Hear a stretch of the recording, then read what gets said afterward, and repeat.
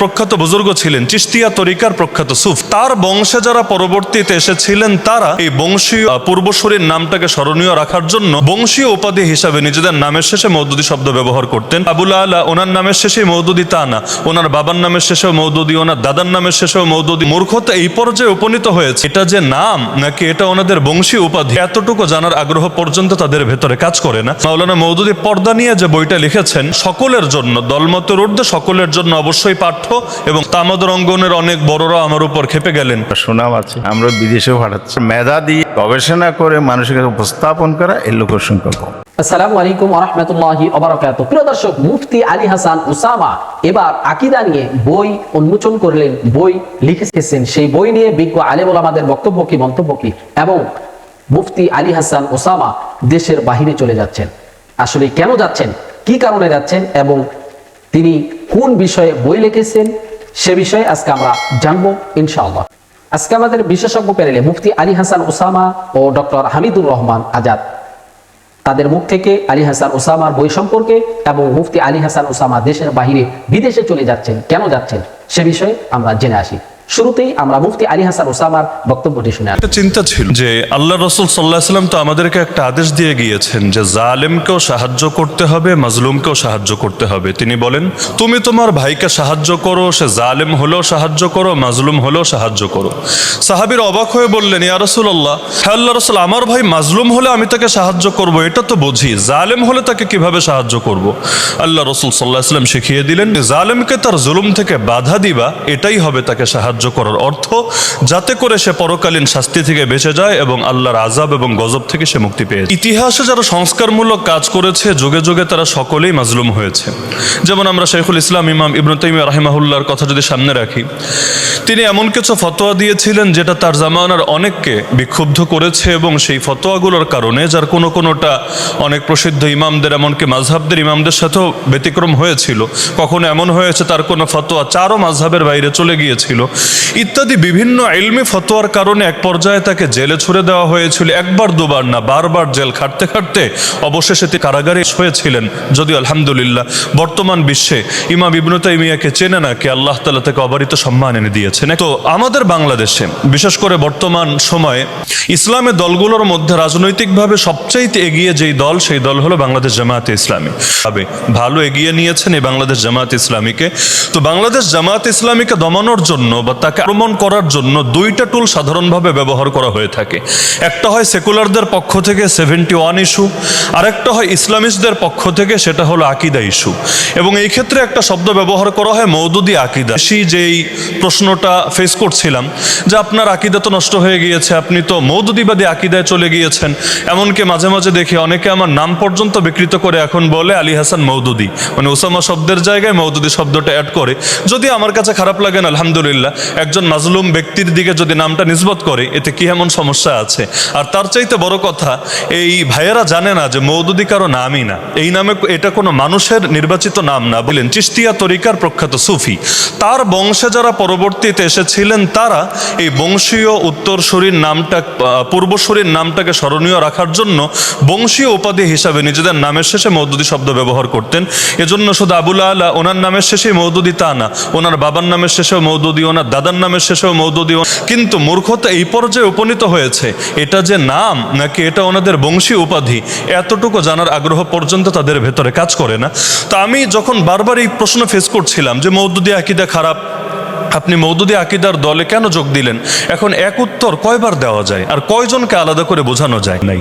আমরা শুনতাম মাওলানা মওদুদী তিনি হলেন নবী বিদ্বেষী, তিনি সাহাবী বিদ্বেষী। পরবর্তীতে পড়াশোনা করতে গিয়ে দেখলাম যে যেই বাক্যগুলোকে উদ্ধৃত করা হয় এর অনেকগুলোকেই বিকৃত অনুবাদ করা হয়, কোথাও কাটছাট করা হয়, কোথাও তিনি বোঝাতে চেয়েছেন একটা কিন্তু এর দ্বারা ভিন্ন একটা অর্থ দাঁড় করানো হয়। এক পর্যায়ে আমি ভাবলাম আমি উভয় শ্রেণীকে, এই হাদিসের উপর আমল করে উভয় শ্রেণীকে সাহায্য করবো ইনশাআল্লাহ। মাজলুমকে সাহায্য করব এভাবে তিনি আসলে কি বলেছেন বা কি লিখেছেন এটা তুলে ধরে জাতির সামনে। আর জালেমকে সাহায্য করব এভাবে লোকমুখে শোনা কথার কতকাল বলবে, নিজেই পড়ে দেখুক যে বাস্তবতা আসলে কি আছে। আমাদের দেশে একটা সমস্যা হলো যে যাকে পছন্দ করে না তার বই পড়তেও লোকে ভয় পায়। যে মাওলানা মওদুদী পর্দা নিয়ে যে বইটা লিখেছেন এটা সকলের জন্য, দলমতের ঊর্ধ্বে সকলের জন্য অবশ্যই পাঠ্য এবং সকলে উপকৃত হতে পারবেন।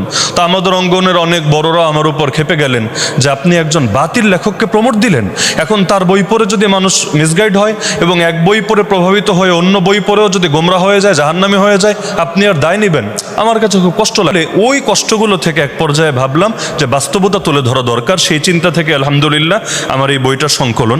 এখানে আমার নিজস্ব কথা নাই বললেই চলে, যেখানে আমার কোনো উদ্ধৃতি বা আমার কোনো পর্যালোচনা আমি যোগ করেছি সেটা আলাদা করে প্রকাশনী সুন্দরভাবে বক্স আকারে সাজিয়ে দিয়েছে, যাতে কারো বুঝতে কষ্ট না হয় যে কোনটা মাওলানা মওদুদীর বক্তব্য আর কোনটা আমাদের পর্যালোচনা নেই।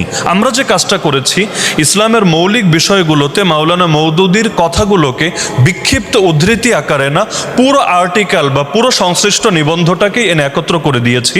কারণ মাওলানা মওদুদী আকীদা নিয়ে প্রচুর আলাপ করে গিয়েছেন, কিন্তু সেগুলো ছড়ানো ছিটানো। এখন যদি আমি কাউকে বলি আসলেই দেখেন জামাতের আকীদা খারাপ কিনা বা মাওলানা মওদুদীর আকীদা খারাপ কিনা, এখন কয়টা বই পড়বে আর কয়জনের এত সময় আছে? প্রথমে শিরোনাম দিয়েছি ঈমান। ঈমান নিয়ে তিনি কি কি বলেছেন এক জায়গায় এনে একত্র করলাম। তাওহীদ নিয়ে তিনি কি কি বলেছেন সব এনে একত্র করলাম। রিসালাত, সাহাবা, এরকম মৌলিক বিষয়গুলোতে তিনি কোন জায়গায় কি বলেছেন সব এক জায়গায় এনে একত্র করলাম। আমার উদ্দেশ্য এই বই লেখার দ্বারা এটা না যে আমরা কারো সাফাই গাইব, অথবা এটাও না যে আমরা চলমান সব বিতর্কের পিনে শেষ পেরেক ঠুকে দিব। আমার উদ্দেশ্য জাস্ট বাস্তবতা উন্মোচন করা। এখন এই বই দেখার পরে কেউ যদি মনে করে না আসলেই মাওলানা মওদুদীর লেখায় আমি সমস্যা পেয়েছি, তো ওয়েলকাম আপনাকে, আপনি আপনার সমালোচনা করেন, পর্যালোচনা করেন। আর যদি মনে হয় যে না হায় রে এতকাল তো আমি অনেক ভুলের ভেতর ছিলাম এবং জুলুম করে ফেলেছি, তাহলে মরার আগে আপনি তওবা করেন, আপনি নিজের অবস্থান পরিষ্কার করেন। হ্যাঁ, মানুষ হিসাবে আমাদের দ্বারা ভুলভ্রান্তি হওয়া স্বাভাবিক। আমরা চেষ্টা করেছি প্রতিটা ক্ষেত্রে অনুবাদটাকেও একদম মূলানুগ রাখতে। এজন্য কখনো মনে হয়েছে যে বিষয়টা একটু জটিল হয়ে যাচ্ছে, আর আকীদা শাস্ত্র জিনিসটাও জটিল। কি এখন চাইলে একটু সহজ করে উপস্থাপন করা যেত, কিন্তু সহজ করতে গিয়ে আবার ভয় হচ্ছে যে এতে মাওলানার যে ভাবটা বোঝাতে চেয়েছেন সেটা কিছুটা হলেও একটু পরিবর্তন হয়ে যায় কিনা। তো পরিবর্তন হলে সেটা তো আমার কলম হয়ে যাবে, মাওলানার কলম থাকবে না। এজন্য আমরা চেষ্টা করেছি হুবহু উদ্ধৃতি তুলে ধরতে। আমি আশা করি পাঠক যারাই এটা পড়বেন ইনশাআল্লাহ উপকৃত হবেন। আমিও বইটার কাজ করতে গিয়ে অনেক জায়গায় ধারণার চাইতে বেশি উপকৃত হয়েছি। না, আমরা শেষেও লিখে দিয়েছি, পাঠকদের যদি আগ্রহ থাকে এবং আমাদের সমালোচক ভাইয়েরাও যদি মুনাসিব মনে করেন আমরা এই কাজ এগিয়ে নেব ইনশাআল্লাহ। কারণ মাওলানা এত লেখা লিখেছেন আকীদা বিষয়ে, যেটা আসলে এখানে 407 পৃষ্ঠা, এর মধ্যে সংকলন করা আসলে কখনোই সম্ভব না। এটা যে উদ্দেশ্যকে সামনে রেখে আমরা লিখেছি, আল্লাহ তাআলা সেই উদ্দেশ্যকে সফল করবেন। এবং আমরা সমালোচকদেরকে অনুরোধ করব যে আপনাদের সমালোচনা যাতে গঠনমূলক হয়, তথ্যভিত্তিক হয়, প্রমাণ ভিত্তিক হয়।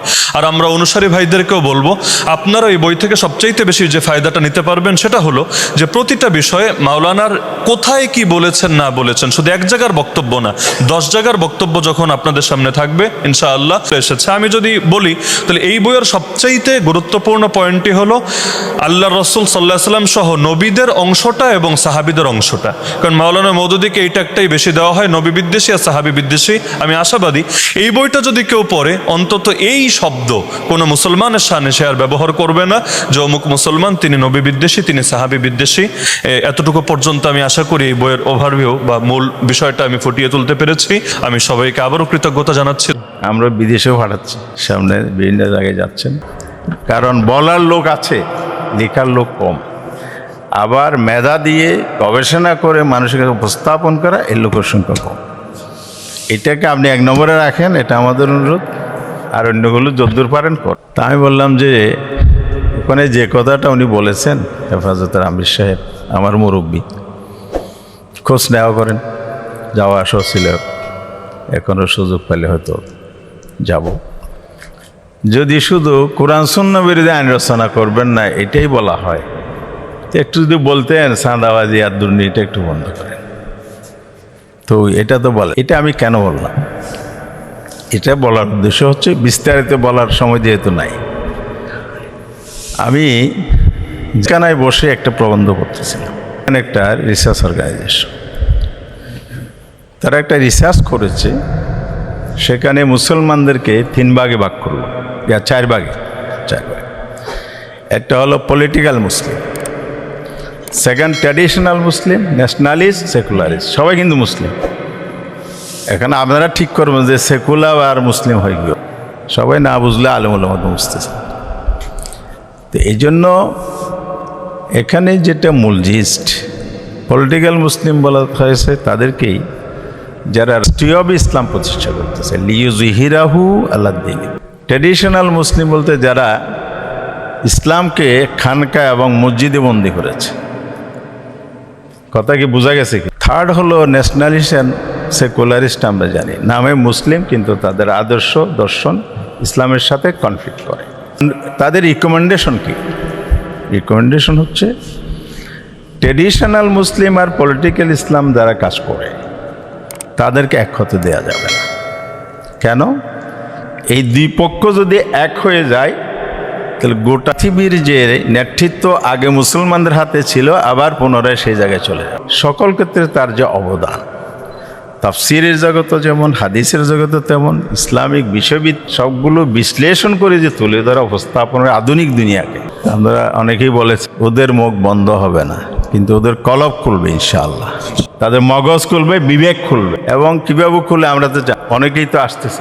প্রিয় দর্শক, এতক্ষণ আমরা শুনছিলাম বাংলাদেশের 2 জন ব্যক্তি, মুফতি আলী হাসান ওসামা ও ডক্টর হামিদুর রহমান আজাদের মুখ থেকে, যে মুফতি আলী হাসান ওসামা আকীদার বই নিয়ে তাদের বক্তব্য কি, মন্তব্য কি, এবং মুফতি আলী হাসান ওসামা দেশের বাহিরে কেন যাচ্ছেন সে বিষয়ে আমরা শুনছিলাম 2 জন ব্যক্তির কাছ থেকে, মুফতি আলী হাসান ওসামা এবং ডক্টর হামিদুর রহমান আজাদের পক্ষ থেকে। প্রিয় দর্শক, আসলে আমাদের সমাজে অনেকেই কেউ বলতেছেন যে কওমিদের খেলাখেলি মুফতি আলী হাসান ওসামা দেশের বাহিরে চলে যাচ্ছে।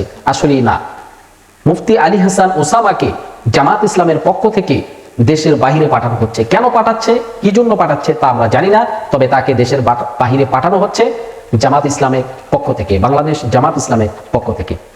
প্রিয় দর্শক, আর মুফতি আলী হাসান ওসামা বই সম্পর্কে বিস্তারিত আলোচনা করেছেন। এই বইটির মধ্যে অনেক বিস্তারিত মহামূল্যবান কথা রয়েছে।